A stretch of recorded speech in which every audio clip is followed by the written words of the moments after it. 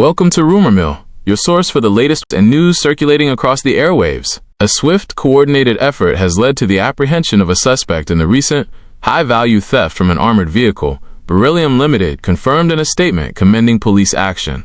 The suspect, identified as a male employee of the security company, was reportedly a driver in a three-man team assigned to collect between $15 million and $20 million from the Mega Mart location on Waterloo Road in St. Andrew on Saturday, October 11th.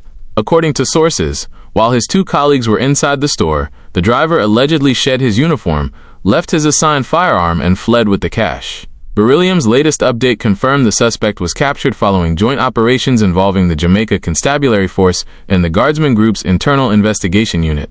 David Whitaker, Group Managing Director of the Guardsman Group, underscored that the operation was not merely about fund recovery, but about defending the integrity of the countless employees who risk their lives daily, stressing that the company will never tolerate actions that undermine the trust, safety, or reputation of its team or clients. The University of the West Indies, UWI, Mona campus, is in shock and mourning following the death of one of its students, Victoria Brown Hanley. Victoria, a 20-year-old marketing student and resident of the George Allen Hall, was discovered dead in her dorm room on Thursday morning, sending ripples of grief throughout the campus community. The Guild of Students president, Roshan Winter, spoke on the incident during an interview with Nationwide this morning on Friday. Winter described the deceased as a humble and quiet student on campus, reflecting the profound sadness felt by her peers and the wider university body. Police investigate death. While preliminary, unconfirmed reports have suggested that Ms. Brown Hanley may have taken her own life, law enforcement officials are treating the incident strictly as a death investigation. ACP Michael Phipps, commanding officer for the Area 4 Police, confirmed that the police are actively pursuing leads. The law enforcement team is reportedly focused on gathering evidence, including CCTV footage from the George Allen Hall dormitory, which they believe may provide critical information. A post-mortem examination is expected to be conducted shortly to officially determine the cause of death. The investigation is ongoing as police work to establish the full circumstances surrounding the tragedy. Here at the Umona, we are really a closely-knit community or a closely-knit family. There is a sort of communal vibe to how we operate, so you can appreciate that the community is deeply struck. So we now are in a moment of grief.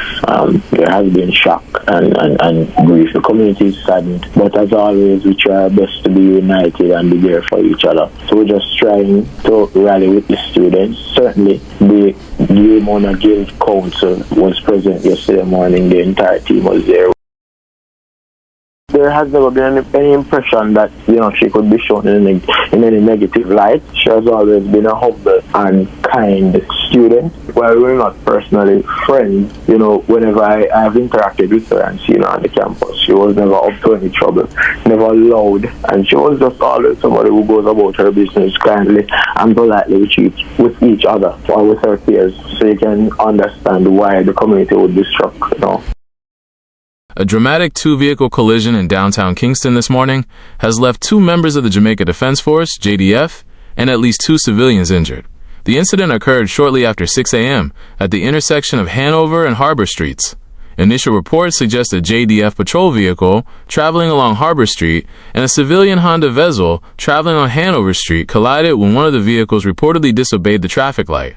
A video circulating online shows uniformed soldiers lying on the pavement, one appearing motionless, before both the soldiers and the occupants of the Vezel were quickly assisted by bystanders and rushed to the hospital for treatment. Is there any other information you'd like to include? Jesus Christ, Jesus. God have mercy. Whoa, I'm going to call my mother. Mighty God. Wait. Jesus, I The Bog Walk Gorge in St. Catherine has been temporarily closed to vehicular traffic after persistent heavy rains triggered landslides and caused the Rio Cobre River to rise to dangerous levels. Manager of Communication and Customer Services at the National Works Agency, NWA, Stephen Shaw, confirmed the closure, citing the dual threat of rising floodwaters and falling boulders loosened from the surrounding hillsides. Motorists who were earlier advised to proceed with caution are now being redirected to use the north/south highway as an alternative route. Although authorities say no injuries have been reported, police and emergency teams remain on site to monitor the area and will continue to assess the situation before the pathway is deemed safe for reopening.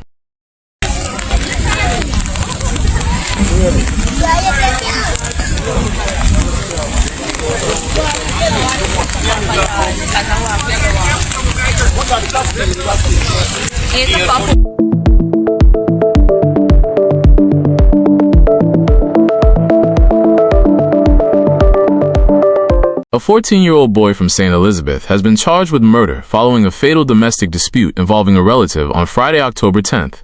The incident reportedly occurred shortly after 9 p.m., when an argument between the teenager and the relative at their home quickly escalated into a fight. It is alleged that during the altercation, the boy stabbed the relative in the chest with a knife. Another family member intervened to separate the two, but the injured relative soon collapsed outside and was rushed to the hospital, where he was pronounced dead. The juvenile was arrested and taken to a juvenile center and was formally charged on Tuesday, October 14th, in the presence of his mother. The National Environment and Planning Agency, NEPA, has launched an investigation to determine if the manufacturing of banned single-use plastics is still occurring within the island. This comes as the agency significantly increases the penalties for commercial use of prohibited items under the Natural Resources Conservation Authority Act, raising the maximum fine for companies from $100,000 to between $5 million and $10 million. Despite this aggressive enforcement measure, NEPA's Director of Environmental Conservation and Management, Anthony McKenzie, conceded that the agency currently lacks a proper methodology to comprehensively evaluate the overall effectiveness of the country's plastic ban. The National Environment and Planning Agency, NEPA, has launched an investigation to determine if the manufacturing of banned single-use plastics is still occurring within the island. This comes as the agency significantly increases the penalties for commercial use of prohibited items under the Natural Resources Conservation Authority Act, raising the maximum fine for companies from $100,000 to between $5 million and $10 million. Despite this aggressive enforcement measure, NEPA's Director of Environmental Conservation and Management, Anthony McKenzie, conceded that the agency currently lacks a proper methodology to comprehensively evaluate the overall effectiveness of the country's plastic ban. A tense standoff unfolded in Hopewell Farm, Hanover, on Friday morning as a longtime resident confronted police officers and a bailiff attempting to serve an eviction notice. Gloria Phillips, who claims to have lived on the property with her family since 1984, described the notice as illegal. Speaking to CVM News, Mrs. Phillips asserted that the land was first occupied by her late husband and son, adding that, although she was taken to court over ownership last year, she maintains the legal matter remains unresolved. The situation highlights an ongoing land dispute that has escalated to a public confrontation. We are in court, and the judge told us, that was last year, May 1924. He just told us that Craig Phillips must pay us for the value of our house, the farm, everything that we have on the farm must pay us for it. In which he said the land must value before 30 days. And when I am here waiting for Craig to come and value, don't turn up. So I go ahead and value the place. And when I value the place, I get $52 million.